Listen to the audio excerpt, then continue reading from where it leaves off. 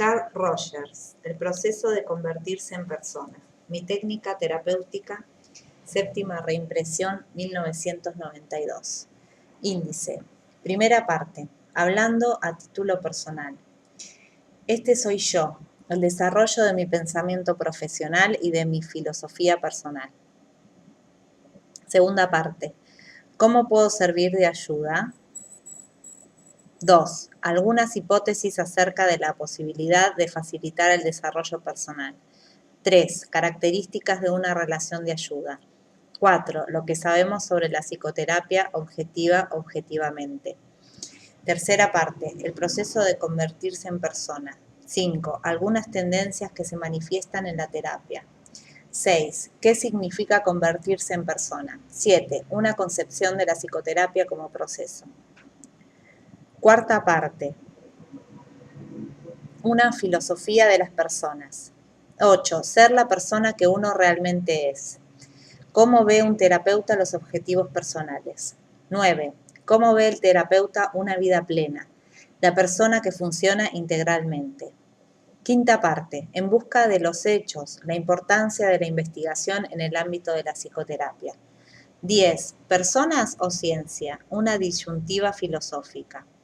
11. El cambio de la personalidad en la psicoterapia. 12. La psicoterapia centrada en el cliente en su contexto de investigación. Sexta parte. ¿Cuáles son las implicaciones para la vida?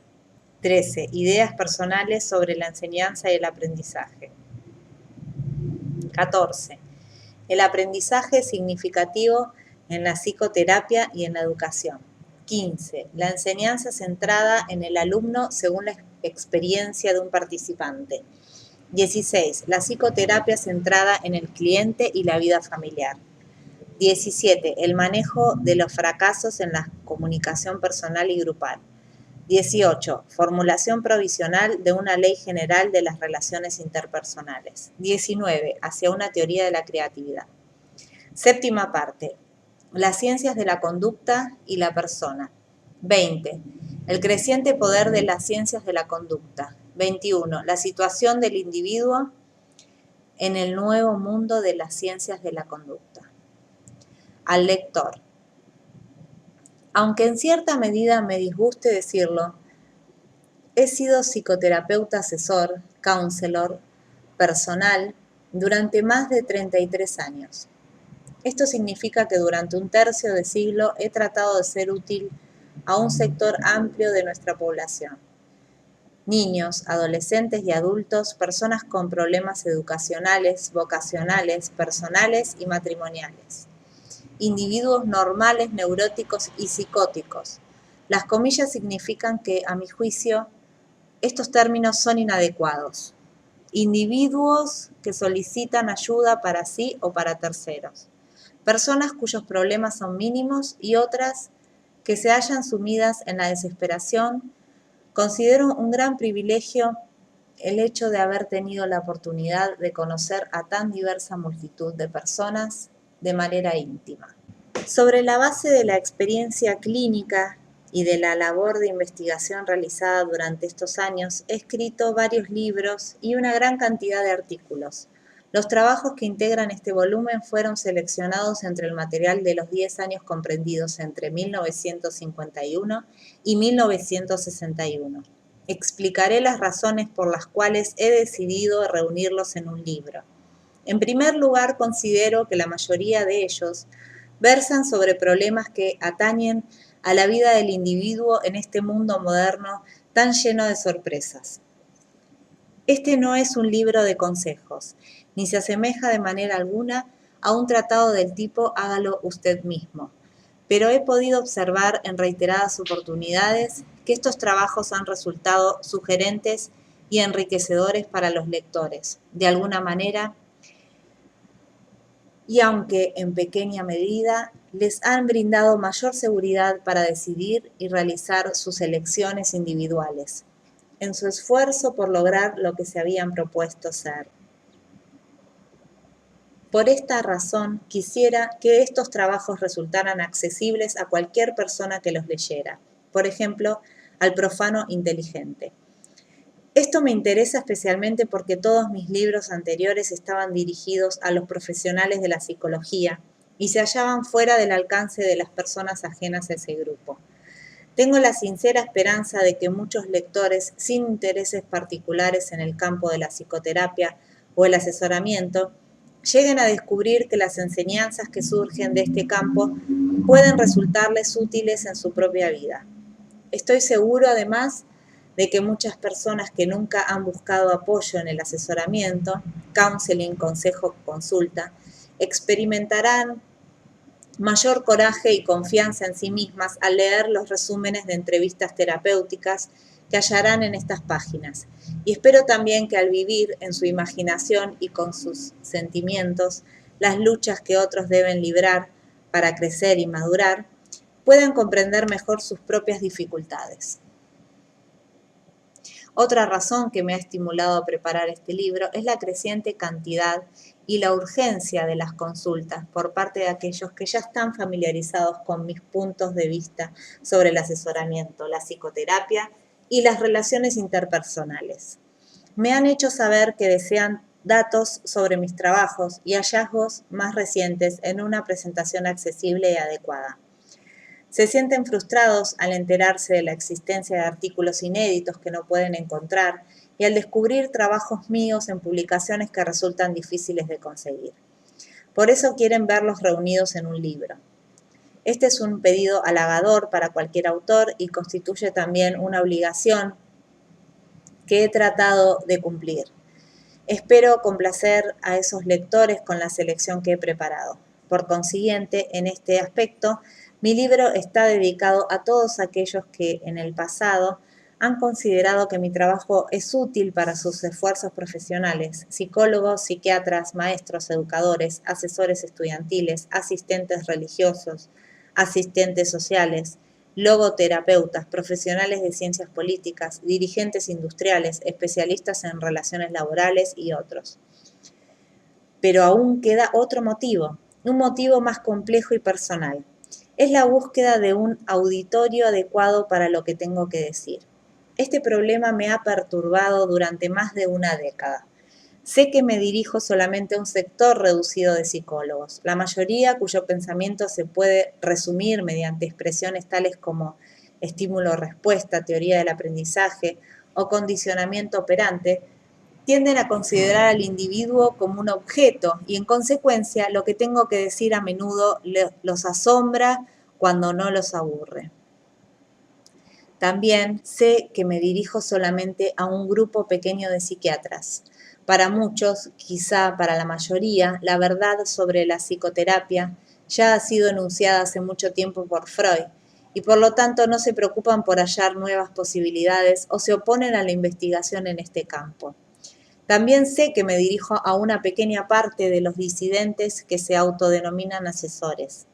La mayoría se interesan por los test predictivos, la medición y los métodos de orientación. La consecuencia de esto es que al llegar el momento de publicar un trabajo determinado, no me ha parecido bien presentarlo a cualquiera de las publicaciones especializadas en estos campos. He publicado artículos en revistas de estos tipos, pero la mayoría de mis trabajos más recientes han permanecido inéditos y fueron distribuidos en forma privada mediante copias mimeografiadas. Ellos simbolizan mi incertidumbre respecto del modo de llegar a mi auditorio, cualquiera que éste sea. Durante este periodo, los editores de revistas científicas, a menudo de escasa tirada o altamente especializadas, han tenido noticias de alguno de estos trabajos y han solicitado permiso para publicarlos. Siempre accedí a estos pedidos con la condición de que se me permitiera publicar más tarde el mismo trabajo en otra parte si yo lo deseaba. Es así como la mayoría de los trabajos que he escrito durante esta década han quedado sin publicar o han visto la luz en alguna revista pequeña, especializada o disidente. Finalmente he llegado a la conclusión de que deseo reunir todos estos pensamientos en un libro, de manera que puedan buscar su propio público. Estoy seguro de que los integrantes de mi auditorio pertenecerán a una serie de disciplinas, algunas de ellas muy alejadas de mi propio campo, como la filosofía y las ciencias políticas. Sin embargo, creo que es posible hallar una cierta unidad en ese auditorio.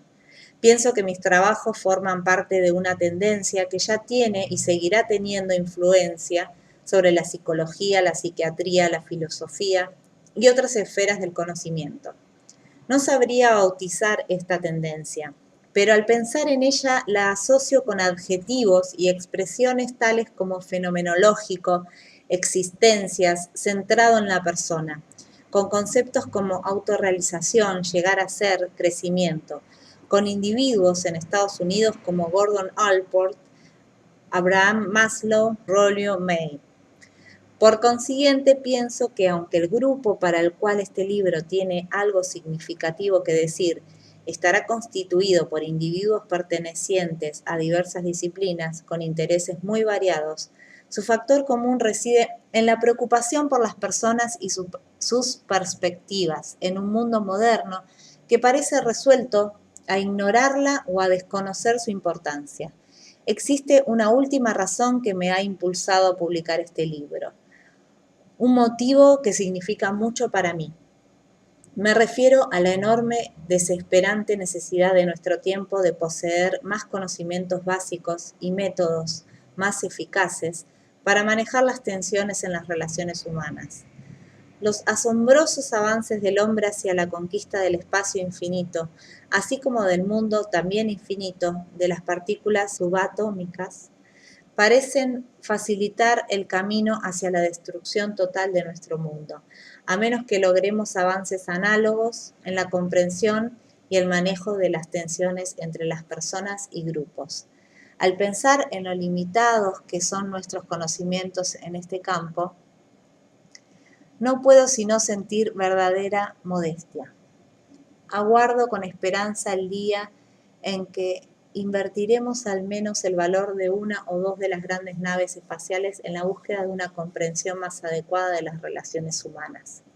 Pero también tengo dolorosamente presente el hecho de que los conocimientos que ya poseemos son poco reconocidos y utilizados. Espero que en este libro quede claro que ya poseemos conocimientos que, si fueran empleados de manera adecuada, ayudarían a aliviar las tensiones raciales, económicas e internacionales hoy existentes. Espero que resulte evidente que estas enseñanzas usadas con propósitos preventivos contribuirían al desarrollo de personas maduras, comprensivas y sin recelos, capaces de enfrentar con éxito el surgimiento de eventuales tensiones futuras. Si logro que un número significativo de personas comprenda que existen recursos aún no explotados, constituidos por los conocimientos referentes al campo de las relaciones interpersonales, me sentiré recompensado con creces. He expuesto todas mis razones para publicar este libro. Permítaseme concluir con algunos comentarios acerca de su naturaleza. Los trabajos aquí reunidos representan los principales temas que han concitado mi interés durante la década pasada. Fueron preparados con propósitos diversos por lo general para auditorios diferentes o redactados simplemente para mi propia satisfacción. Para cada capítulo he preparado una nota introductoria que intenta situar el material en un contexto comprensible. He distribuido los trabajos comenzando por los de carácter más personal, para terminar por los de mayor significado social, de manera tal que su ordenamiento manifieste el desarrollo de una línea de pensamiento coherente. Al revisarlos traté de evitar las repeticiones, pero cuando se trataba de diferentes trabajos que presentaban el mismo concepto de maneras diferentes, he preferido generalmente conservar estas variaciones sobre un tema, esperando que sirvan al mismo objetivo que en la música, es decir, que enriquezcan el sentido de la melodía. Por haber surgido como trabajos independientes, cada uno puede leerse sin relación con los demás, si el lector así lo desea. En términos más sencillos, el propósito de este libro es compartir con el lector una parte de mi experiencia, es decir, una parte de mí mismo. He aquí lo que he experimentado en las junglas de la vida moderna, en el territorio poco explorado de las relaciones personales.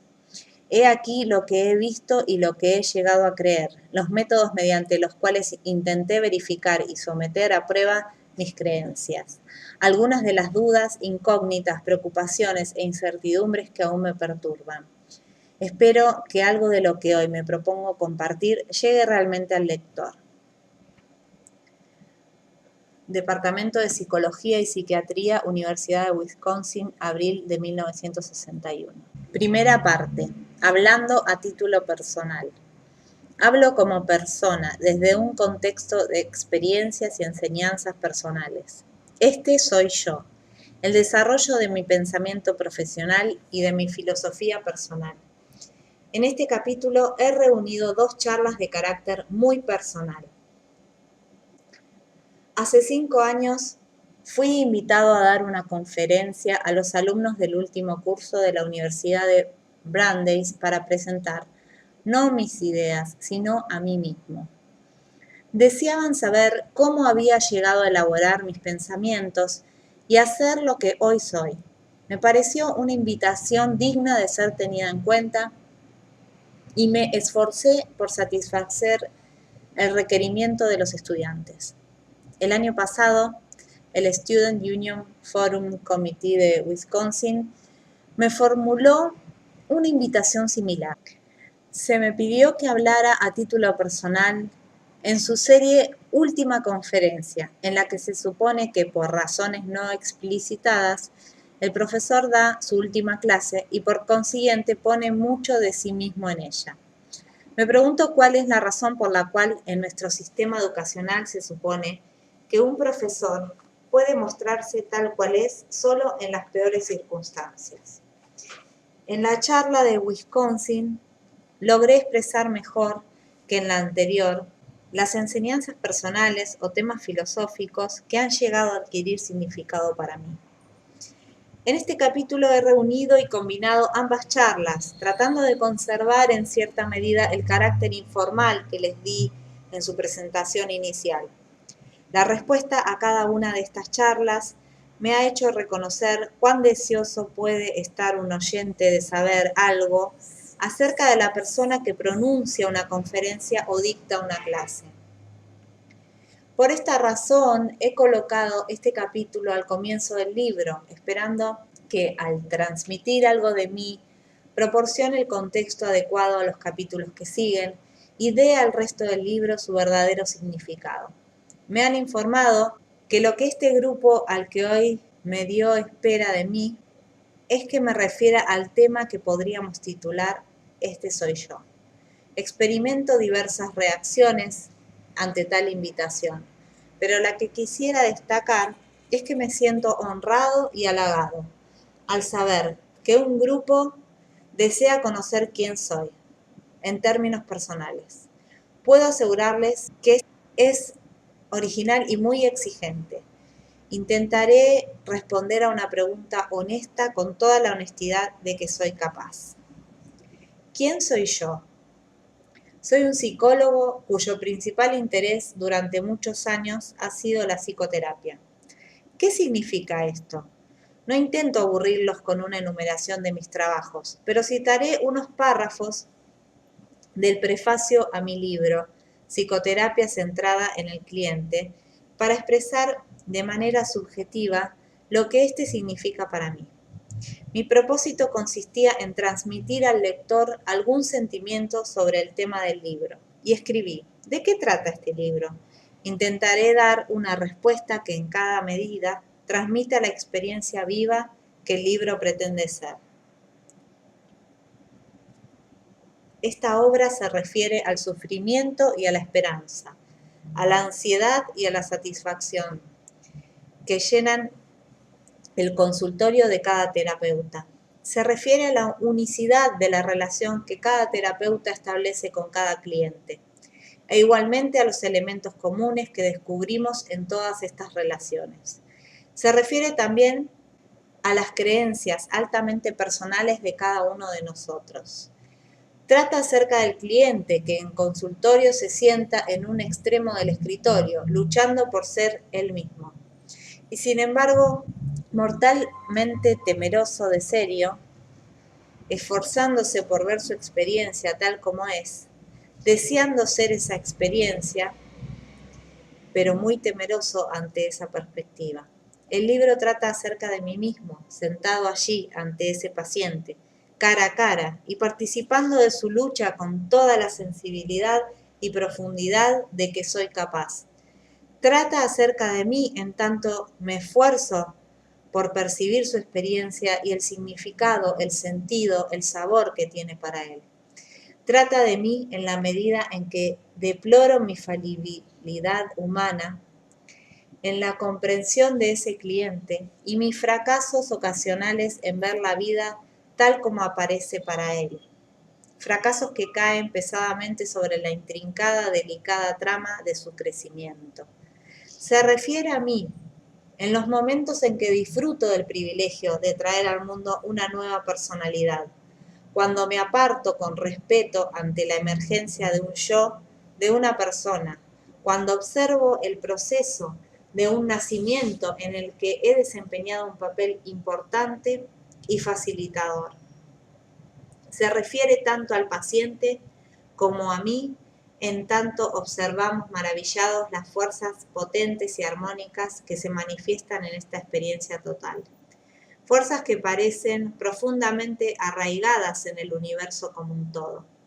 Creo que el libro se refiere a la vida, en la medida en que ésta se revela vívidamente en el proceso terapéutico, con su ciego poder y su tremenda capacidad de destrucción, pero con su impulso sobrecompensador hacia el crecimiento, cuando se dan las condiciones propicias. Quizá esto pueda darles una idea de lo que hago y revelarles lo que siento acerca de mi actividad profesional. Imagino que también se preguntarán cómo elegí esta carrera y cómo tomé algunas de las decisiones y elecciones conscientes e inconscientes que fueron surgiendo en el camino. Intentaré referirme a algunos de los aspectos psicológicos más representativos de mi autobiografía, particularmente aquellos que se relacionan con mi vida profesional. Mis primeros años. Me crié en un hogar caracterizado por estrechos lazos familiares, en una atmósfera ética y religiosa muy estricta e intransigente, que se sintetizaba en la veneración del trabajo arduo. Fui el cuarto de 6 hijos. Nuestros padres se preocupaban mucho por nosotros y nuestro bienestar constituía el objeto de su constante esfuerzo. También controlaban estrictamente nuestra conducta de muchas maneras sutiles y afectuosas. Ellos daban por sentado, y yo lo aceptaba, que éramos diferentes de otras personas. Nada de bebidas alcohólicas, ni bailes, juegos o espectáculos, muy poca vida social y mucho trabajo. Hoy me resulta muy difícil convencer a mis hijos de que las bebidas carbonatadas tienen un aroma ligeramente pecaminoso, y recuerdo mi leve sensación de maldad cuando consumí mi primera gaseosa. Pasábamos ratos agradables en familia, pero no estábamos siempre juntos, de manera que fui un niño bastante solitario, que leía incesantemente y que al terminar los estudios escolares solo había salido con chicas en 2 oportunidades. Cuando cumplí 12 años, mis padres compraron una granja e instalamos allí nuestro hogar. Había 2 razones para hacerlo. Mi padre, que se había convertido en un próspero hombre de negocios, deseaba hallar un pasatiempo, pero creo que más importante fue el hecho de que mis padres consideraban necesario alejar a los adolescentes de la familia de las tentaciones de la vida suburbana. En la granja desarrollé 2 intereses que quizás hayan orientado el rumbo de mi trabajo posterior.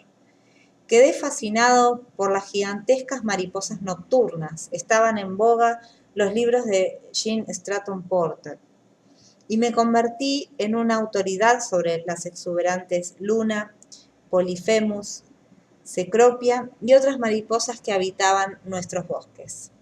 Laboriosamente crié mariposas en cautiverio, cuidé las orugas, guardé los capullos durante los largos meses de invierno y en general conocí algunas de las alegrías y frustraciones del científico que intenta observar la naturaleza. Mi padre estaba decidido a administrar su nueva granja con un criterio científico y con ese objeto compró muchos libros sobre agricultura. Estimuló a sus hijos a emprender operaciones independientes y provechosas, por cuenta propia. Y mis hermanos y yo cuidamos pollos y en algún momento criamos ovejas, cerdos y terneros. De esta manera me convertí en un estudioso de la agricultura científica y solo en años recientes comprendí que aquello me ayudó a adquirir una idea básica sobre la ciencia. No había nadie que dijera que Feeds and Feeding de Morrison no era un libro para un muchacho de 14 años, de modo que recorrí sus cientos de páginas aprendiendo a planificar experimentos, a comparar grupos de control con grupos experimentales, a mantener constantes las condiciones de experimentación mediante los procedimientos de selección al azar, para poder determinar la influencia de un determinado alimento sobre la producción de leche o carne. Comprendí cuán difícil es verificar una hipótesis y así aprendí a conocer y respetar los métodos científicos en un campo de esfuerzos prácticos.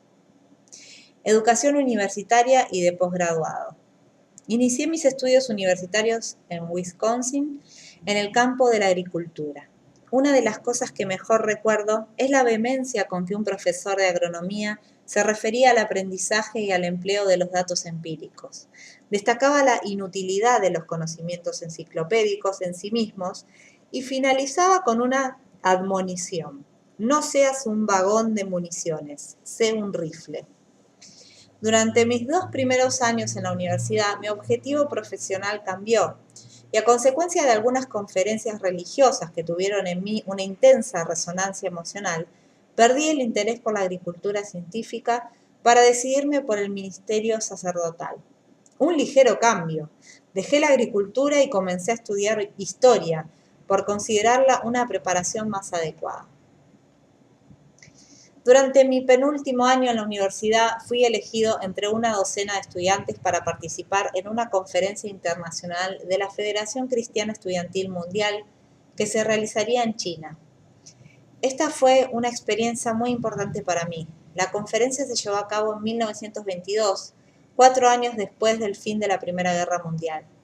Observé cuán amargamente se seguían odiando franceses y alemanes, a pesar de que como individuos parecían muy agradables. Me vi obligado a ampliar mi pensamiento y admitir que personas muy sinceras y honestas pueden creer en doctrinas religiosas muy diferentes. Me emancipé en ciertos aspectos fundamentales del pensamiento religioso de mis padres y comprendí que ya no podía estar de acuerdo con ellos. Esta independencia de pensamiento causó gran dolor y tirantez en nuestras relaciones, pero al considerar esa situación desde un punto de vista retrospectivo, pienso que en ese momento, más que en ningún otro, me convertí en una persona independiente.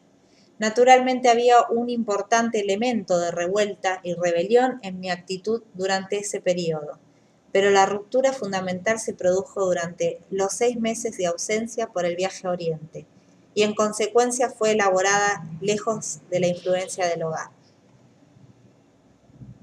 Aunque en esta exposición debo referirme sobre todo a los factores que influyeron sobre mi desarrollo profesional, deseo mencionar brevemente un elemento de gran importancia en mi vida personal. En la época de mi viaje a China me enamoré de una muchacha adorable a quien conocía desde mi infancia. No bien terminé la universidad, obtuve el consentimiento de mis padres, otorgado a regañadientes, y nos casamos inmediatamente, de modo que pudiéramos asistir juntos a la escuela de graduados. No puedo ser objetivo acerca de este tema, pero su amor y su constante compañerismo durante todos esos años han sido un factor sumamente importante y enriquecedor en mi vida. Decidí prepararme para el trabajo religioso asistiendo al Union Theological Seminary, el más liberal del país en esa época, 1924. Jamás lamenté los 2 años que pasé allí. Estuve en contacto con grandes eruditos y maestros, en particular con el doctor A. C. McGiffert quien creía devotamente en la libertad de inquirir y esforzarse por hallar la verdad, donde quiera que ésta nos lleve. Ahora que conozco las universidades y las escuelas para graduados, sus reglamentos y rigideces, me siento realmente asombrado de una experiencia significativa que viví en el Union. Un grupo de nosotros sentía que las ideas nos llegaban ya elaboradas, cuando en realidad deseábamos explorar nuestras propias dudas e incertidumbres para descubrir hacia dónde nos llevarían. Solicitamos permiso para dirigir nuestro propio seminario y pedimos que se le reconociera puntaje académico. Sería un seminario sin instructor y el plan de estudios estaría integrado por nuestros propios interrogantes. Las autoridades se manifestaron comprensiblemente perplejas ante nuestra solicitud, pero nos concedieron lo que pedíamos. La única restricción que nos impusieron fue que por razones reglamentarias un auxiliar docente joven estaría presente en nuestro seminario, pero no participaría en nuestras discusiones a menos que lo solicitáramos. Supongo que no es necesario agregar que este seminario constituyó una experiencia particularmente rica y esclarecedora. Siento que me impulsó durante un buen trecho del camino que habría de recorrer hasta desarrollar mi propia filosofía de la vida. La mayoría de aquel grupo, al buscar las respuestas a sus propias preguntas, las encontraron fuera del ámbito religioso, que finalmente abandonaron. Yo fui uno de ellos. Sentía que quizá siempre me interesarían las preguntas relacionadas con el sentido de la vida y también la posibilidad de lograr un mejoramiento de índole constructiva de la vida individual. Pero no podía trabajar en un campo en el que me veía obligado a creer en una doctrina religiosa determinada. Mis creencias se habían modificado radicalmente y podían seguir cambiando. Me parecía horrible tener que profesar una serie de creencias para poder permanecer en una profesión. Quería encontrar un ámbito en el cual pudiera tener la seguridad de que nada limitaría mi libertad de pensamiento. ¿Cómo me convertí en psicólogo? ¿A qué dedicarme? En el Union me habían sentido atraído por los cursos y conferencias sobre psicología y psiquiatría. En esa época comenzaban a desarrollarse. Muchas personas contribuyeron a despertar mi interés, entre ellas Goodwin Watson, Harrison Elliott y Marian Kenworthy. Comencé a asistir a más cursos en el Teachers College de la Universidad de Columbia, que estaba situado frente al Union Seminary. Inicié un curso sobre filosofía de la educación dictado por William Kilpatrick, quien resultó un gran maestro. Comencé mis prácticas clínicas con niños bajo la supervisión de Leta Hollingworth, una persona sensible y práctica. Pronto me encontré dedicado a la orientación infantil de manera tal que gradualmente y con muy pocos esfuerzos de reajuste, me establecí en ese campo y comencé a pensar en mí mismo como psicólogo clínico. Fue un paso dado suavemente y con poca conciencia de la elección que hacía. Simplemente me dediqué a las actividades que me interesaban. Mientras estaba en el Teachers College, solicité y obtuve una beca o internado en el entonces flamante Institute for Child Guidance, Instituto de Orientación Infantil, patrocinada por el Commonwealth Fund. Muchas veces agradecí el hecho de haber estado allí durante el primer año de su existencia. La organización se encontraba en un estado caótico, pero esto significaba que cada uno de nosotros podía hacer lo que quisiera. Me familiaricé con los enfoques freudianos dinámicos de los profesores, entre los que estaban David Levy y Lawson Lowry, y descubrí que entraban en conflicto con el punto de vista estadístico riguroso, científico y fríamente objetivo entonces prevalente en el Teachers College. Cuando lo recuerdo, pienso que mi necesidad de resolver ese conflicto fue una experiencia de inestimable valor. En aquel momento sentía que me hallaba situado en dos mundos completamente distintos y que ambos jamás se encontrarían. Hacia el fin del internado, me vi en la necesidad de obtener un empleo para mantener a mi creciente familia, aunque todavía no hubiera concluido mi doctorado. Los puestos no abundaban y recuerdo el alivio y la alegría que sentí al encontrar uno. Fui empleado como psicólogo en el Child Study Department, Departamento de Estudios Infantiles, de la Society for the Prevention of Cruelty to Children, Sociedad para la Protección de la Infancia contra la Crueldad, en Rochester, Nueva York.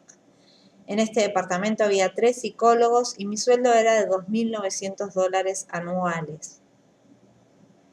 Hoy recuerdo, entre divertido y asombrado, la manera en que acepté el cargo.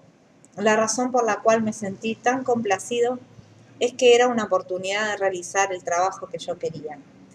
Por lo que puedo recordar, creo que en esa oportunidad no pensé que se trataba prácticamente de un callejón sin salida en mi carrera profesional, que no podría establecer contactos con otros profesionales y que el sueldo no era bueno siquiera en relación con la época.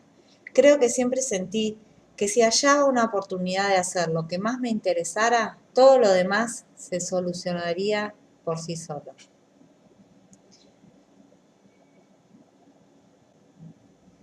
Los años en Rochester. Los 12 años siguientes que pasé en Rochester fueron muy valiosos.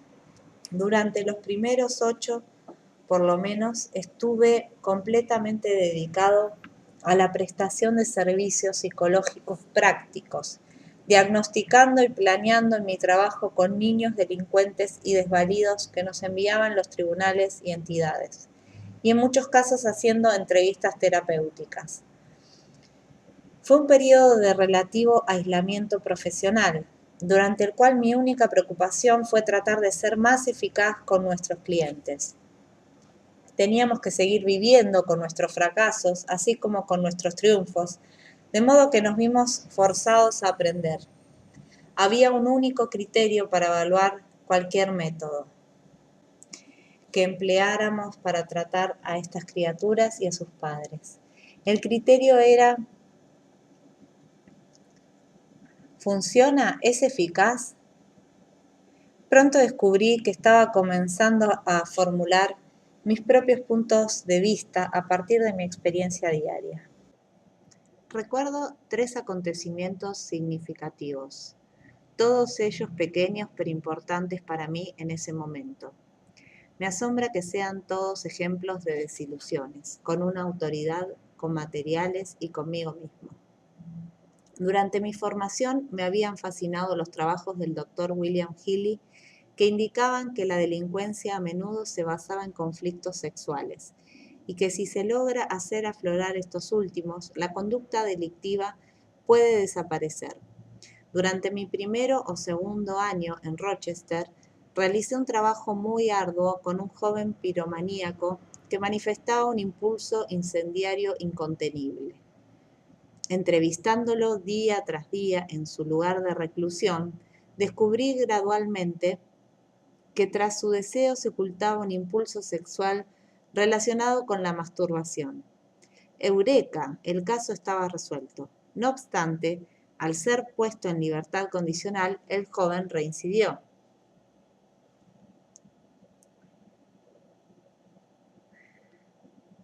Recuerdo el impacto que sufrí. Healy podía estar equivocado. Quizá yo estaba aprendiendo algo que Healy ignoraba. De alguna manera, este incidente me sugirió la posibilidad de que existieran errores en las enseñanzas de las autoridades y me hizo pensar que aún quedaban conocimientos por descubrir. Mi segundo descubrimiento, ingenuo como el primero, fue de otra naturaleza. Poco tiempo después de mi llegada a Rochester, coordiné un grupo de análisis sobre entrevistas. Descubrí una publicación que contenía una entrevista con un progenitor, transcripta casi palabra por palabra, en la cual el entrevistador se mostraba hábil, perspicaz e inteligente, y rápidamente llevaba la conversación al núcleo del problema. Me alegré de poder usarla como ejemplo de una buena técnica. Varios años después, ante un caso semejante, recordé aquel excelente material. Cuando lo hallé y volví a leerlo, me sentí espantado. Me pareció un astuto interrogatorio judicial, en el cual el entrevistador culpaba al progenitor por sus motivaciones inconscientes, hasta obtener de él la confesión de su delito. Mi experiencia ya me había enseñado que no era posible esperar beneficios duraderos para el padre ni para el hijo de entrevistas de este tipo.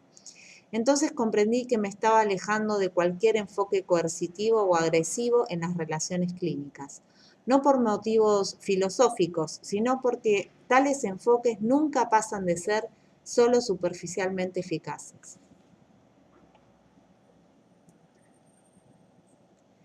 El tercer hecho ocurrió varios años más tarde. Ya había aprendido a ser más sutil y perseverante al interpretar la conducta de un paciente y a regular la aparición del material para no inspirar rechazo. Había estado trabajando con una madre muy inteligente cuyo hijo era una especie de demonio. El problema se relacionaba claramente con el rechazo que ella había sentido por él en épocas tempranas. Pero durante muchas entrevistas no logré ayudarla a comprender esto. Indagué sus antecedentes y con toda delicadeza reuní los elementos de juicio surgidos. Traté de presentárselos de manera que ella lograra comprender la situación, pero no pudimos avanzar. Por último, me daré por vencido. Le comuniqué. Opinión de que si bien ambos habíamos realizado los mayores esfuerzos, habíamos fracasado, de modo que lo más conveniente sería suspender nuestra relación. Ella se manifestó de acuerdo. Concluimos la entrevista, nos estrechamos la mano y mi paciente se dirigió hacia la puerta del consultorio. Una vez allí se volvió y preguntó, ¿se ocupa usted de asesorar a adultos? Cuando le respondí afirmativamente, dijo, bien, entonces quisiera solicitar su ayuda. Regresó a la silla que acababa de abandonar y comenzó a verter amargas quejas sobre su matrimonio, los problemas que experimentaba en la relación con su esposo, su sentimiento de fracaso y confusión, en síntesis, un material muy diferente de la estéril historia clínica que hasta ese momento había presentado. Solo entonces comenzó la verdadera terapia, que por otra parte resultó muy exitosa. Este incidente fue solo uno de los tantos que me permitieron experimentar el hecho que solo comprendí más tarde, de que es cliente quien sabe qué es lo que le afecta, hacia dónde dirigirse, cuáles son sus problemas fundamentales y cuáles sus experiencias olvidadas. Comprendí que a menos que yo necesitara demostrar mi propia inteligencia y mis conocimientos, lo mejor sería confiar en la dirección que el cliente mismo imprime al proceso. ¿Psicólogo o qué? Durante este periodo comencé a pensar que en realidad yo no era un psicólogo. En la Universidad de Rochester comprendí que el trabajo que estaba llevando a cabo no era psicología y que en el departamento de psicología nadie se interesaba por mis enseñanzas. Concurrí a las sesiones de la American Psychological Association, Asociación Norteamericana de Psicología, y comprobé que en ellas se exponían trabajos sobre los procesos de aprendizaje de las ratas y experimentos de laboratorio que, al parecer, no guardaban relación alguna con lo que yo estaba haciendo. Sin embargo, los asistentes sociales psiquiátricos parecían hablar mi idioma. De manera que emprendí actividades en ese campo y me relacioné con los organismos locales y nacionales correspondientes. Solo cuando se creó la American Association for Applied Psychology, Asociación Norteamericana de Psicología Aplicada, empecé a desempeñarme activamente como psicólogo. Comencé a trabajar en el Departamento de Sociología de la universidad, en el que dicté cursos cuyo tema era cómo comprender y tratar a los niños con problemas. Pronto el Departamento de Educación pretendió incluir mis cursos en la categoría de cursos sobre educación. Antes de que abandonara Rochester, el Departamento de Psicología también solicitó permiso para incorporar mis cursos, aceptándome así como psicólogo. Al describir estas experiencias advierto cuán empecinadamente seguí mis propias líneas de trabajo, sin preocuparme por el hecho de no trabajar junto con mi grupo. El tiempo no me permite referirme al esfuerzo que representó instalar un centro de orientación en Rochester, ni a la batalla que sostuve con algunos miembros del grupo de psiquiatras. Fueron en su mayor parte rencillas administrativas que no guardan mucha relación con el desarrollo de mis ideas. Mis hijos. Durante los años en que trabajé en Rochester, transcurrió la infancia de mis hijos, un varón y una niña, quienes me enseñaron sobre los individuos, su desarrollo y sus relaciones. Mucho más de lo que puede aportar cualquier aprendizaje profesión,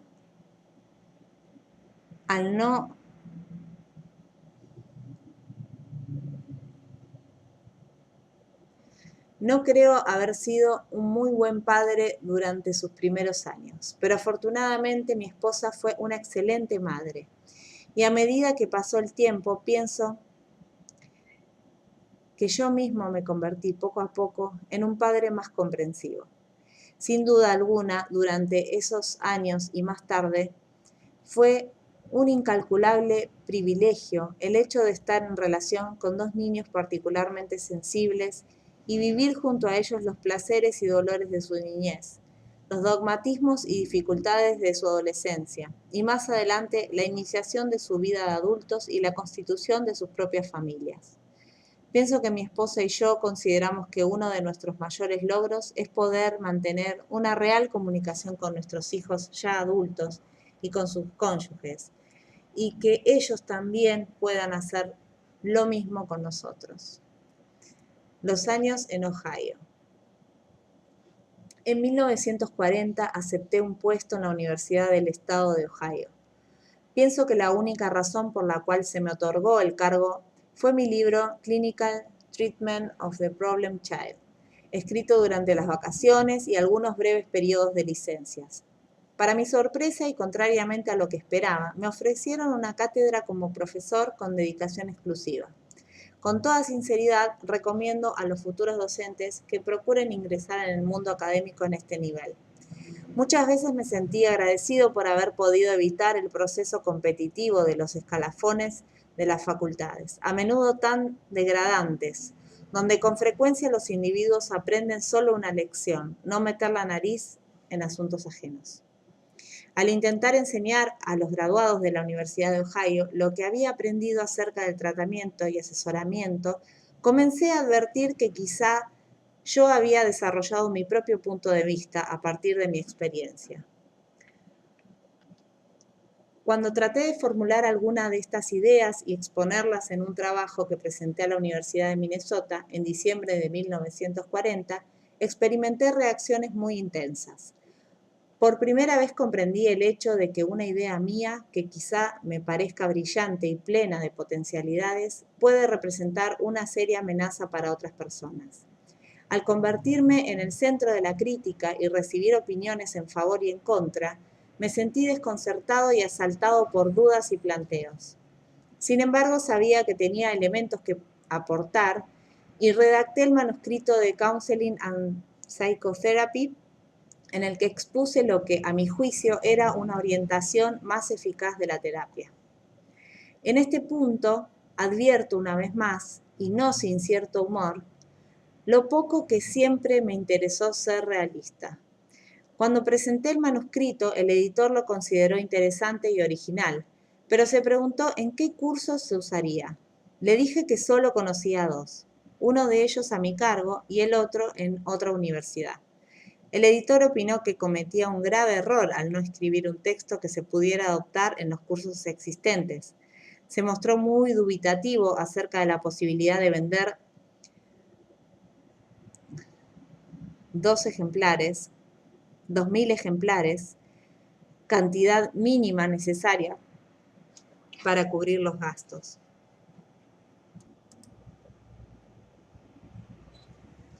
Decidió arriesgarse solo cuando le anuncie que lo propondría a otra editorial. Ignoro quién de nosotros experimentó mayor sorpresa ante la acogida del libro. Se vendieron 70.000 ejemplares hasta hoy y las ventas continúan. Los años recientes. Creo que desde ese momento hasta el presente mi vida profesional se halla suficientemente documentada en las obras que he escrito, Pasé 5 años en Ohio, 12 en la Universidad de Chicago y 4 en la Universidad de Wisconsin. Señalaré brevemente 2 o 3 puntos que, a mi juicio, revisten cierta significación. He aprendido a vivir manteniendo relaciones terapéuticas cada vez más profundas con un creciente número de clientes. Esto puede ser extremadamente gratificante y en efecto lo ha sido, pero en ciertas ocasiones puede constituir una fuente de inquietud cuando una persona con una alteración grave parece pretender de mí más de lo que puedo darle, para satisfacer sus necesidades. Sin duda alguna, el ejercicio de la terapia es algo que requiere un desarrollo personal ininterrumpido por parte del terapeuta. Y esto a veces es doloroso, aunque en definitiva resulta siempre satisfactorio. También me gustaría mencionar la importancia cada vez mayor que la investigación ha llegado a adquirir para mí. La terapia es una experiencia en la que puedo abandonarme a mi propia subjetividad. La investigación, en cambio, me exige mantenerme a distancia y tratar de enfocar esta rica experiencia subjetiva con objetividad y aplicar los métodos científicos para determinar si no me he engañado. Tengo la convicción cada vez más firme de que en el futuro descubriremos leyes de la personalidad y de la conducta que llegarán a ser tan significativas para el progreso o la comprensión humanas como lo son hoy las leyes de la gravedad o de la termodinámica. Durante las 2 últimas décadas he logrado acostumbrarme algo más al hecho de ser combatido, pero las reacciones que mis ideas provocan continúan sorprendiéndome. Desde un punto de vista, siempre he planteado mis ideas a modo de ensayo. Es al lector o al estudiante a quienes corresponde la decisión de aceptarlas o rechazarlas. Pero en diferentes épocas y lugares, psicólogos, asesores y educadores tendieron a encolerizarse ante mis puntos de vista o se sintieron impulsados a desdeñarlos o censurarlos. Si bien todo ese furor se fue apaciguando entre los profesionales de los campos mencionados, en años recientes se ha renovado entre los psiquiatras, algunos de los cuales piensan que, en cierto sentido, mi manera de trabajar representa una grave amenaza para muchos de sus principios más preciados e incuestionables. Quizá las tormentas de la censura hayan sido igualadas o aún superadas por el daño que me causan aquellos discípulos que ni formulan críticas ni cuestionan nada. Se trata de individuos que han adquirido algo así como un nuevo punto de vista para sí mismos y han presentado batalla entre todos o individualmente, empleando como armas la comprensión, a veces correcta y otras incorrecta, de mis trabajos y de mí mismo. En ciertos momentos me ha resultado difícil saber si me han herido más mis amigos o mis enemigos. Quizás a causa de que el hecho de ser combatido me resulta particularmente perturbador. He llegado a valorar en gran medida el privilegio de aislarme, de estar solo. Pienso que los periodos más fructíferos de mi trabajo son aquellos en que fui capaz de alejarme por completo de lo que otros piensan, de las expectativas profesionales y las exigencias diarias, y adquirir una perspectiva global de lo que estoy haciendo. Mi esposa y yo hemos descubierto verdaderos refugios en ciertas zonas de México y el Caribe. Ahí nadie sabe que soy psicólogo y mis principales actividades consisten en pintar, nadar, bucear y capturar el paisaje en fotografías de color. Sin embargo, en estos lugares donde solo dedico 3 o 4 horas diarias a mi actividad profesional, he logrado la mayor parte de los progresos que realicé en los últimos años. Por todo ello, aprecio el privilegio de estar solo. Algunas enseñanzas significativas. He hecho una breve reseña de los aspectos públicos de mi vida profesional, pero me gustaría transmitirles algunas de las cosas que he aprendido en los miles de horas que empleé trabajando en contacto íntimo con individuos que sufren. Quisiera aclarar que se trata de enseñanzas que han sido significativas para mí. No sé si serán lo mismo para ustedes, ni tampoco deseo proponerlas como guía para otros. Sin embargo, he aprendido que toda vez que una persona se mostró deseosa de comunicarme algo acerca de sus tendencias internas, esto me ha resultado útil, aunque solo fuese para advertir que las mías son diferentes. Es con esta intención que ofrezco mis experiencias. En cada caso pienso que ellas formaban parte de mis actos y convicciones internas mucho tiempo antes de que las hiciera conscientes. Sin duda alguna se trata de experiencias dispersas e incompletas. Solo puedo decir que para mí fueron muy importantes y siguen siéndolo. Continuamente las repito y vuelvo a extraer alguna enseñanza. Sin embargo, con frecuencia no logro actuar de acuerdo con ellas, cosa que luego lamento. A menudo no puedo reconocer situaciones nuevas en las que podría aplicarlas. Estas enseñanzas no son inmutables, siempre se modifican. Algunas parecen adquirir mayor importancia, otras quizá resulten menos importantes ahora que en un comienzo, pero todas son significativas, al menos para mí. Presentaré cada una de ellas con una frase u oración que transmita algo de su sentido particular. Luego la desarrollaré brevemente. No he seguido en su exposición ningún orden especial, pero cabe señalar que las primeras se refieren sobre todo a las relaciones con los demás. Las siguientes, en cambio, corresponden al ámbito de los valores y convicciones personales. Podría iniciar esta serie de enseñanzas significativas con un enunciado negativo. En mi relación con las personas he aprendido que en definitiva no me resulta beneficioso comportarme como si yo fuera distinto de lo que soy. Mostrarme tranquilo y satisfecho cuando en realidad estoy enojado y descontento. Aparentar que conozco las respuestas cuando en verdad las ignoro. Ser cariñoso mientras me siento hostil. Manifestarme aplomado cuando en realidad siento temor e inseguridad. He descubierto que esto es cierto aún en los niveles más simples. No me ayuda a aparentar bienestar cuando me siento enfermo. Lo que quiero decir es, en otras palabras, que en mis relaciones con la gente he podido comprobar que no es útil tratar de aparentar ni actuar exteriormente de cierta manera cuando en lo profundo de mí mismo siento algo muy diferente. Nada de esto me ayuda a lograr relaciones positivas con individuos. Quisiera aclarar que, a pesar de haber aprendido esto, no siempre he podido aprovechar esta enseñanza de modo adecuado. En realidad, pienso que la mayoría de los errores que cometo en mis relaciones personales, es decir, la mayor parte de los casos en que no logro ser útil a otros individuos, pueden explicarse por el hecho de que, a causa de una actitud defensiva, me comporto de una manera superficial y opuesta a mis verdaderos sentimientos. La segunda enseñanza puede expresarse en los siguientes términos. Soy más eficaz cuando puedo escucharme con tolerancia y ser yo mismo. Con el transcurso de los años he adquirido una mayor capacidad de autoobservación que me permite saber con más exactitud que antes lo que siento en cada momento. Puedo reconocer que estoy enojado o que experimento rechazo hacia esta persona, que siento calidez y afecto hacia este individuo, que estoy aburrido y no me interesa lo que está pasando, que estoy ansioso por comprender a este individuo o que mi relación con determinada persona me produce ansiedad y temor. Todas estas actitudes son sentimientos que creo poder identificar en mí mismo. En otras palabras, creo que soy más capaz de permitirme ser lo que soy. Me resulta más fácil aceptarme como un individuo decididamente imperfecto, que no siempre actúa como yo quisiera. Quizás este punto de vista pueda resultar bastante extraño para algunas personas. Sin embargo, lo considero valioso a causa de que, paradójicamente, cuando me acepto como soy, puedo modificarme.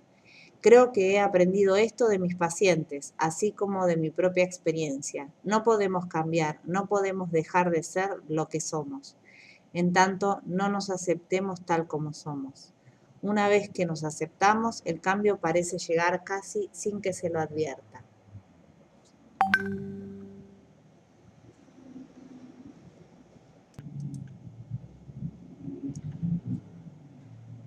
Otro resultado que parece surgir del hecho de aceptarse tal como uno es, consiste en que solo entonces las relaciones se tornan reales.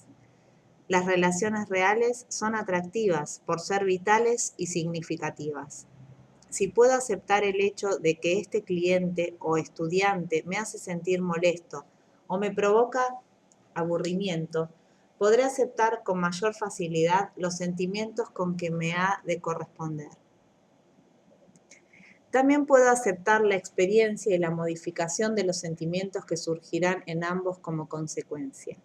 Las relaciones reales no permanecen estáticas, sino que tienden a ser cambiantes.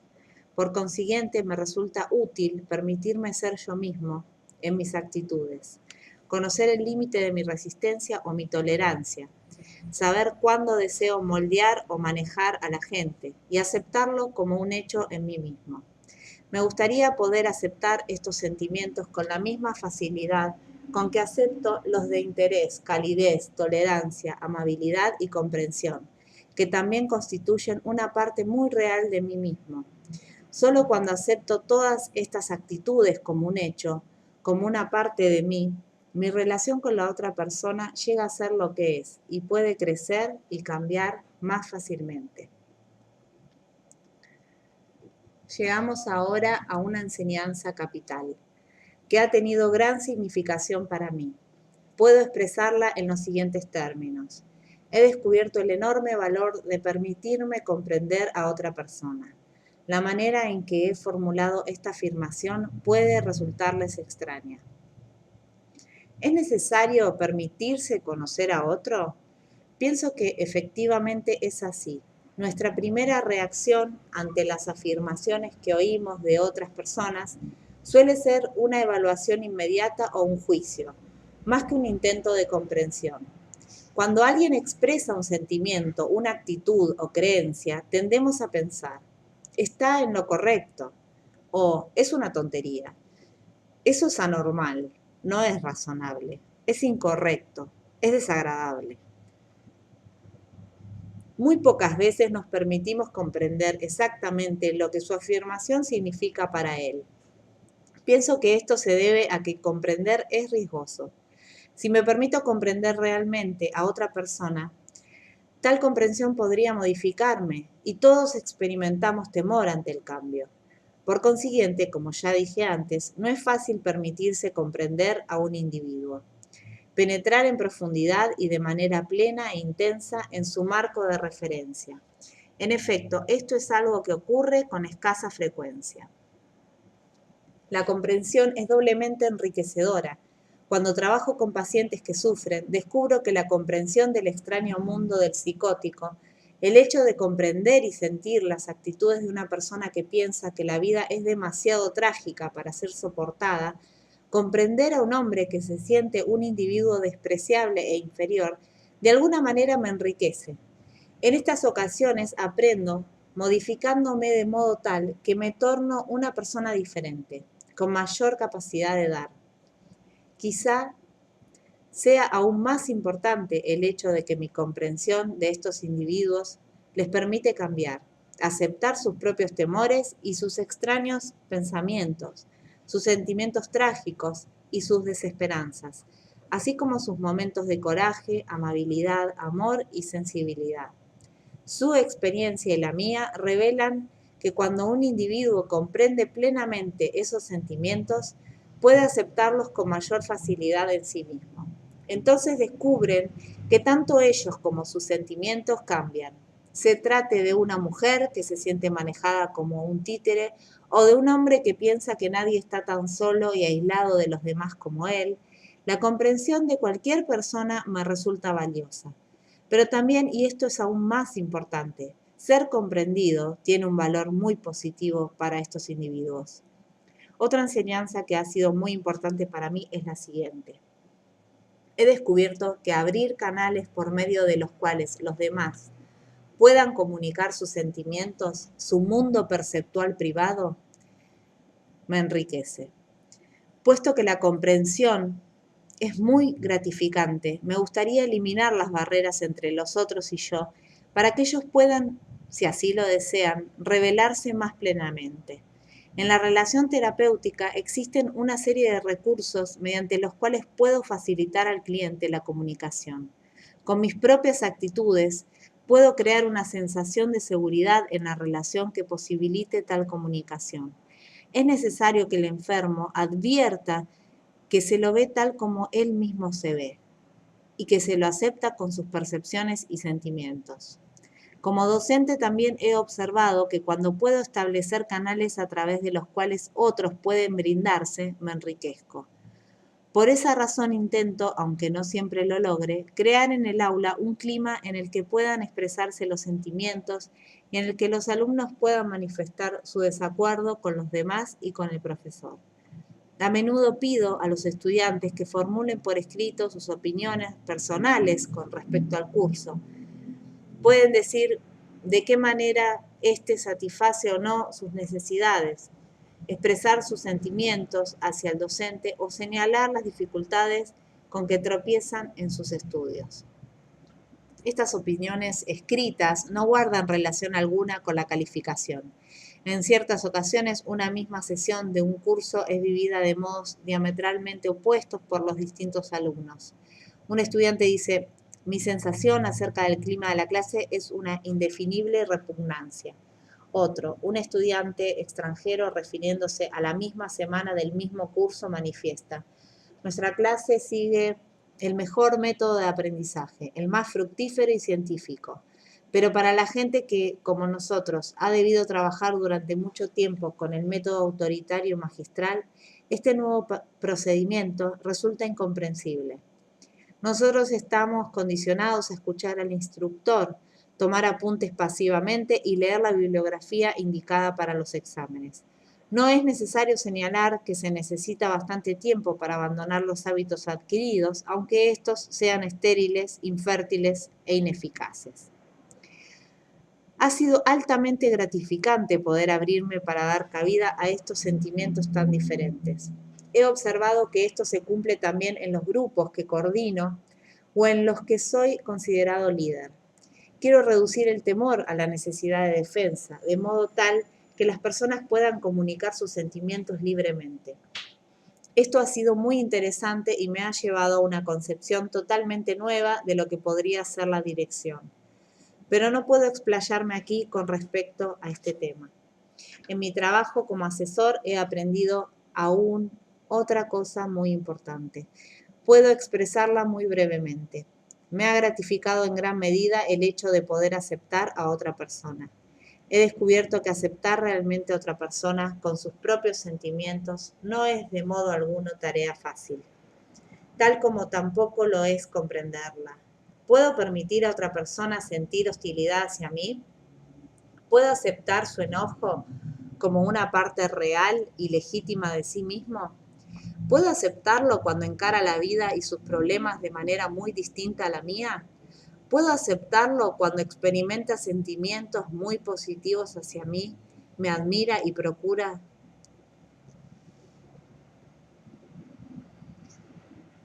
imitarme? Todo esto está implícito en la aceptación y no llega fácilmente. Pienso que es una actitud muy común en nuestra cultura pensar: todas las demás personas deben sentir, juzgar y creer tal como yo lo hago. Nos resulta muy difícil permitir a nuestros padres, hijos o cónyuges sentir de modo diferente al nuestro con respecto a determinados temas o problemas. No podemos permitir a nuestros clientes o alumnos que difieran de nosotros o empleen su experiencia de manera personal. En el plano de las relaciones internacionales, no podemos permitir a otra nación que piense o sienta de modo distinto a como lo hacemos nosotros. Sin embargo, creo que estas diferencias entre los individuos, el derecho de cada uno a utilizar su experiencia a su manera y descubrir en ella sus propios significados, es una de las potencialidades más valiosas de la vida. Cada persona es una isla en sí misma, en un sentido muy real, y solo puede construir puentes hacia otras islas si efectivamente desea ser él mismo y está dispuesto a permitírselo. Por esa razón, pienso que cuando puedo aceptar a un individuo, lo cual significa aceptar los sentimientos, actitudes y creencias que manifiesta como una parte real y vital de sí mismo, Lo estoy ayudando a convertirse en una persona y a mi juicio esto es muy valioso. La siguiente enseñanza que deseo enunciar puede resultar difícil de expresar. Es la siguiente. Cuanto más me abro hacia las realidades mías y de la otra persona, menos deseo arreglar las cosas. Cuando trato de percibirme a mí mismo y observar la experiencia que en mí se verifica, y cuanto más me esfuerzo por extender esa misma actitud perceptiva hacia otras personas, hacia otra persona, siento más respeto por los complejos procesos de la vida. De esa manera va desapareciendo de mí cualquier tendencia a corregir las cosas, fijar objetivos, moldear a la gente o manejarla y encauzarla en la dirección que de otro modo querría imponerles. Experimento mayor satisfacción al ser yo mismo y permitir que el otro sea él mismo. Sé muy bien que esto puede parecer un punto de vista bastante extraño, casi oriental. ¿Cuál es el sentido de la vida si no pretendemos transformar a la gente? ¿Para qué vivir si no enseñamos a los demás las cosas que nosotros consideramos que deben aprender? ¿Qué objeto tiene la vida si no nos esforzamos por lograr que los demás piensen y sientan como nosotros? ¿Cómo puede alguien defender un punto de vista tan pasivo como el que yo sostengo? Estoy seguro de que las reacciones de muchos de ustedes incluyen actitudes como las que acabo de describir. Sin embargo, el aspecto paradójico de mi experiencia consiste en que cuanto más me limito a ser yo mismo y me intereso por comprender y aceptar las realidades que hay en mí y en la otra persona, tantos más cambios parecen suscitarse. Resulta paradójico el hecho de que cuanto más deseoso está cada uno de nosotros de ser él mismo, tantos más cambios se operan, no solo en él, sino también en las personas que con él se relacionan. Esta es al menos una parte muy vívida de mi experiencia y también una de las cosas más profundas que he aprendido en mi vida privada y profesional. A continuación expondré algunas otras enseñanzas que no se refieren a las relaciones entre los individuos, sino a mis propias acciones y valores. La primera de ellas es muy breve. Puedo confiar en mi experiencia. Una de las cosas básicas que tardé mucho tiempo en advertir y que aún estoy aprendiendo es que cuando sentimos que una determinada actividad es valiosa, efectivamente vale la pena. Dicho de otra manera, he aprendido que mi percepción de una situación como organismo total es más fidedigna que mi intelecto. Durante toda mi vida profesional he seguido orientaciones que otros consideraron disparatadas y acerca de las cuales yo mismo experimenté ciertas dudas en diversas oportunidades. Sin embargo, jamás lamenté haber adoptado un camino que yo sentía, aunque a menudo en esos momentos me sintiera solo o tonto. He descubierto que siempre que confié en algún sentido interior no intelectual, mi decisión fue prudente. En realidad he comprobado que toda vez que seguí un camino no convencional, porque me parecía correcto o verdadero, al cabo de 5 o 10 años muchos de mis colegas se unían a mí y mi soledad llegaba a su fin. A medida que aprendo a confiar más en mis reacciones como organismo total, descubro que puedo usarlas como guía de mis pensamientos. He llegado a sentir cada vez más respeto por esos pensamientos vagos que surgen en mí de tiempo en tiempo y que tienen el aire de ser importantes. Me siento inclinado a pensar que estos presentimientos o pensamientos me llevarán a importantes hallazgos. Considero que esta actitud es un modo de confiar en mi experiencia total, de la que sospecho que es más sabia que mi intelecto. No me cabe duda acerca de su falibilidad, pero la creo menos falible que mi mente cuando ésta opera de manera aislada. Max Weber, hombre de temperamento artístico, expresa muy bien mi actitud cuando dice: al ejercer mi propio y humilde esfuerzo creativo, pongo mi confianza en lo que aún ignoro y en lo que aún no he hecho. Con esta enseñanza se relaciona estrechamente el siguiente corolario: evaluación de los demás no es una guía para mí. aunque los juicios ajenos merezcan ser escuchados y considerados por lo que son, nunca pueden servirme de guía. Ha sido muy difícil para mí aprender esto.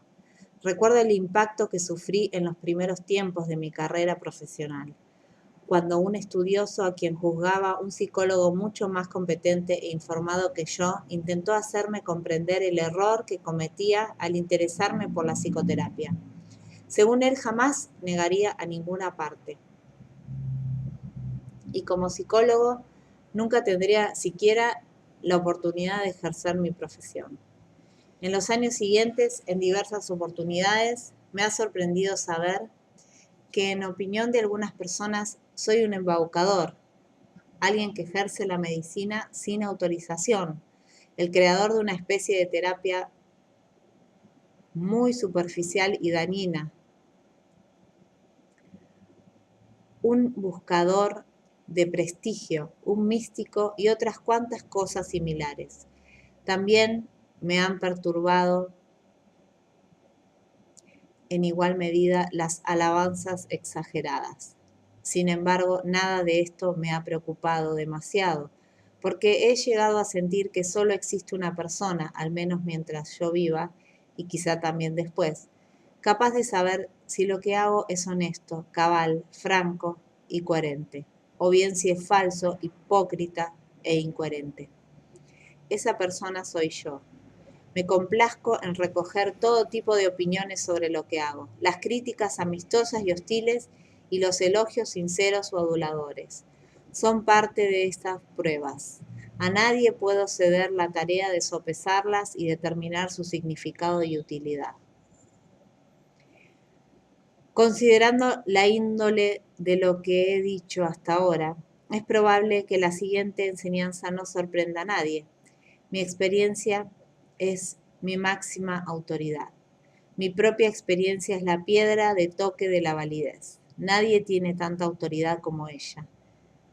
Ni siquiera las ideas ajenas ni mis propias ideas.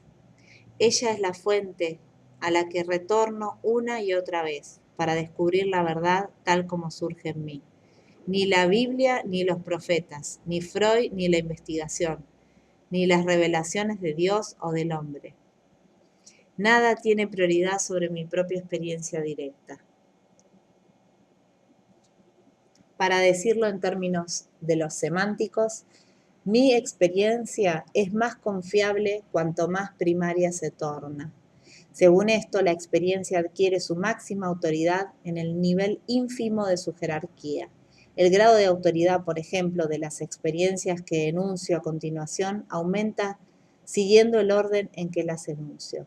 Leer una teoría de la psicoterapia, crear una teoría de la psicoterapia basada sobre mi trabajo con clientes y tener una experiencia psicoterapéutica directa con un cliente. Mi experiencia no es confiable porque sea infalible. Su autoridad surge de que siempre puede ser controlada mediante nuevos recursos primarios. De este modo, sus frecuentes errores pueden ser siempre corregidos. Ahora expondré otra enseñanza personal. Gozo al encontrar armonía en la experiencia. Me parece inevitable buscar el significado, el ordenamiento o las leyes de cualquier cuerpo de experiencia amplio. Este tipo de curiosidad, cuya prosecución encuentro altamente satisfactoria, me ha conducido a cada una de las grandes conclusiones a las que he arribado. Me llevó a buscar la armonía existente en todo lo que los clínicos hacían por los niños, y así surgió mi libro, The Clinical Treatment of the Problem Child. Me indujo a formular los principios generales que, al parecer, eran eficaces en el campo de la psicoterapia, y esto a su vez me llevó a escribir varios libros y gran cantidad de artículos, a verificar la validez de los diversos tipos de leyes que creo haber descubierto en mi experiencia, a elaborar teorías que incluyeran el conjunto de conocimientos ya adquiridos y lo proyectaran hacia nuevos campos inexplorados, donde aún era necesario probar su aplicación.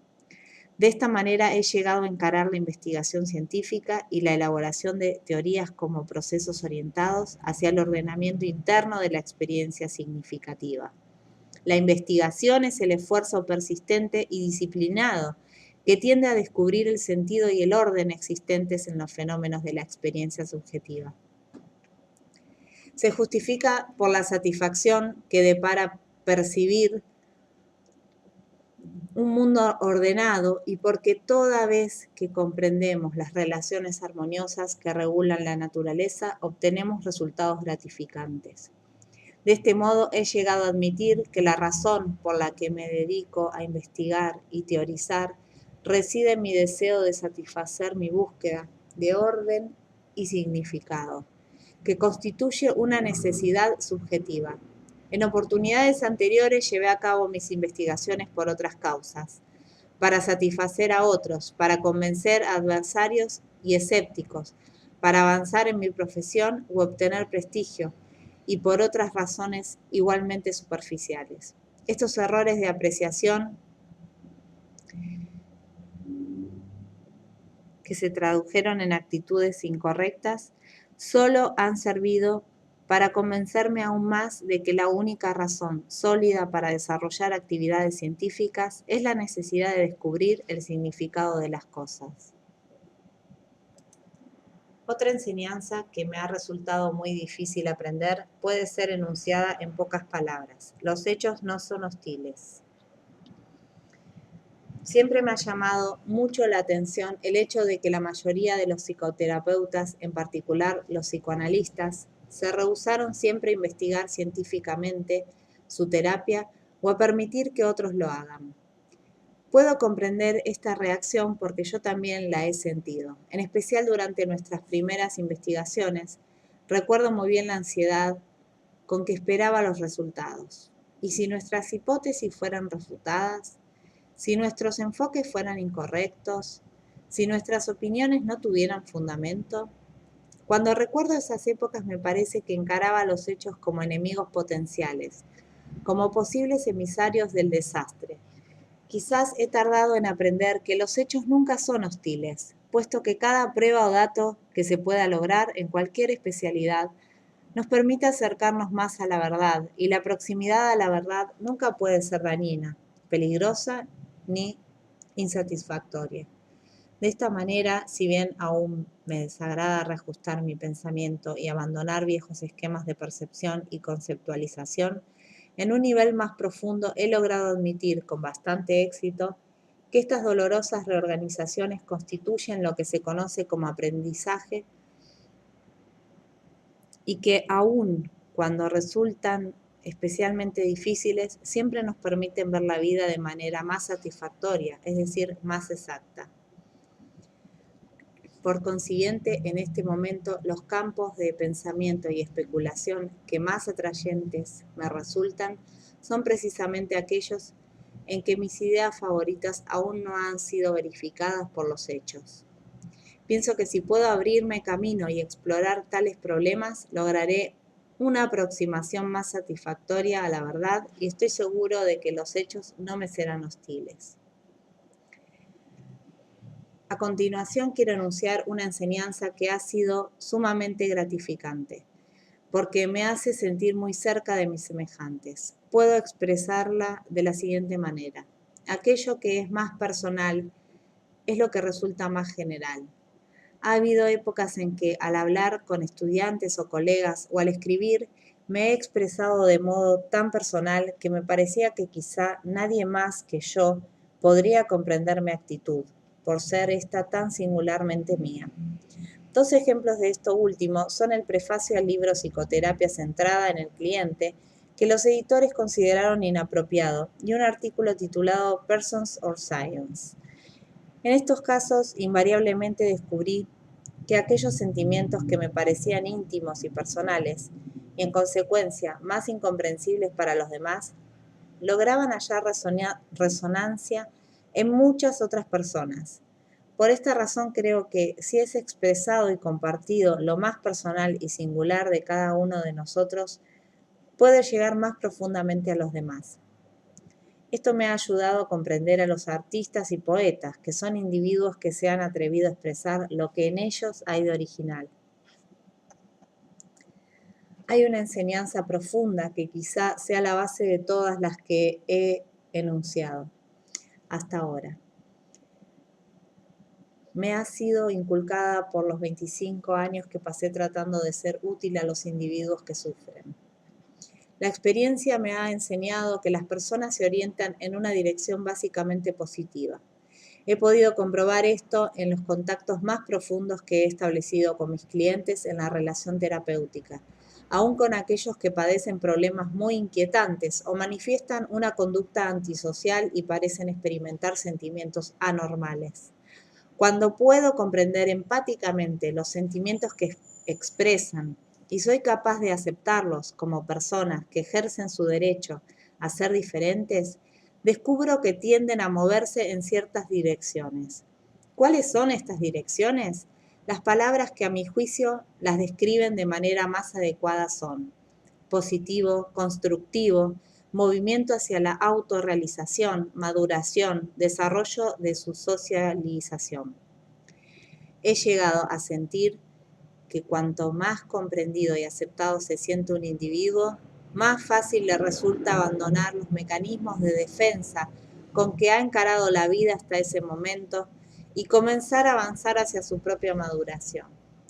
No me gustaría que se me comprendiera mal en este aspecto. No ignoro el hecho de que la necesidad de defenderse y los temores internos pueden inducir a los individuos a comportarse de manera increíblemente cruel, destructivo, inmadura, regresiva, antisocial y dañina.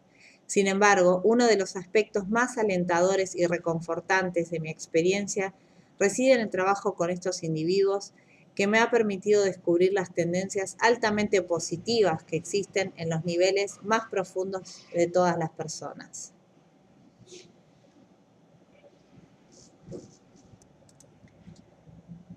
Permítaseme poner fin a esta larga enumeración con una última enseñanza que puede anunciarse brevemente. La vida, en su óptima expresión, es un proceso dinámico y cambiante, en el que nada está congelado. En mis clientes y en mí mismo descubro que los momentos más enriquecedores y gratificantes de la vida no son sino aspectos de un proceso cambiante. Experimentar esto es fascinante y al mismo tiempo inspira temor. Cuando me dejo llevar por el impulso de mi experiencia en una dirección que parece ser progresiva hacia objetivos que ni siquiera advierto con claridad, logro mis mejores realizaciones. Al abandonarme a la corriente de mi experiencia y tratar de comprender su complejidad, siempre cambiante, comprendo que en la vida no existe nada inmóvil o congelado. Cuando me veo como parte de un proceso, advierto que no puede haber un sistema cerrado de creencias ni un conjunto de principios inamovibles a los cuales atenerse. La vida es orientada por una comprensión e interpretación de mi experiencia constantemente cambiante. Siempre se encuentra en un proceso de llegar a ser. Confío en que ahora será posible comprender con mayor claridad la razón por la cual no he abrazado una filosofía ni un sistema de principios que pretende imponer a los demás.